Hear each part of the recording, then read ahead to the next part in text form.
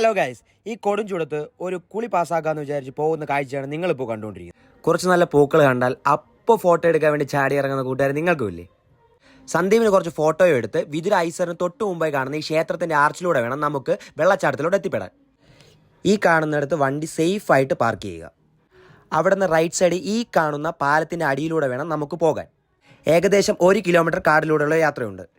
വെള്ളവും ഫുഡും കയ്യിൽ കരുതാൻ മാക്സിമം നോക്കുക. പ്ലാസ്റ്റിക് കവറുകളും ബോട്ടിലും ഇടാതിരിക്കും. കുറച്ച് ദൂരം നടന്നപ്പോൾ തന്നെ നല്ലപോലെ ടയേർഡായി. ആ ഞെട്ടിക്കുന്ന രഹസ്യം പിന്നെയാണ് നമ്മൾ മനസ്സിലായത്. ഞങ്ങൾക്ക് പ്രായമായിരിക്കുന്നു. 5 മിനിറ്റ് റെസ്റ്റും എടുത്ത് വീണ്ടും തുടങ്ങിയ യാത്ര ഒരു 15 മിനിറ്റിൽ തന്നെ നമ്മളെ ഡെസ്റ്റിനേഷനിൽ എത്തിച്ചു. വേനൽക്കാലമായതുകൊണ്ട് വെള്ളം വളരെ കുറവായിരുന്നു. കൊടും കാട്ടിനകത്ത് പരിചയമുള്ളവരെ കണ്ടപ്പോൾ ഞാനും നെട്ടി. അവരിവിടെ കുക്കിങ്ങിനായിട്ട് വന്നതാണ്. എന്താ വൈബല്ലേ? അവർക്കൊരു ശല്യമാവണ്ടെന്ന് കരുതി മുകളിലുള്ള വേറെ ഏതെങ്കിലും ഒരു സ്പോട്ട് കാണുമെന്നും പറഞ്ഞ് പോകുന്ന കാഴ്ചയാണ് നിങ്ങളിപ്പോൾ കാണുന്നത്. മല കയറണം എന്നുള്ള വിനീഷിൻ്റെ ഒറ്റ മൈൻഡ് കൊണ്ട് ഞങ്ങളും അത് തീരുമാനിച്ചു. ഇവൻ എന്തിൻ്റെ കുഞ്ഞാണോ എന്ന് ഞാൻ പലപ്പോഴും ചിന്തിക്കാറുണ്ട്. പാറയൊക്കെ കയറുന്നത് കണ്ടു കഴിഞ്ഞാൽ കുരങ്ങന്മാർ പോലും തോറ്റുപോകും എൻ്റെ മുന്നിൽ.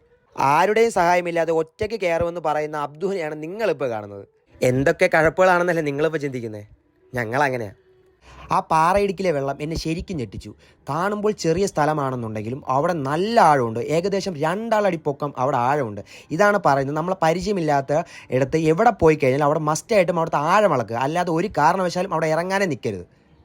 നല്ല തണുത്ത വെള്ളത്തിൽ ഒരു നല്ലൊരു കുളിയും പാസ്സാക്കി 1 മണിക്കൂറോളം ആ വെള്ളത്തിൽ തന്നെ കിടന്നു.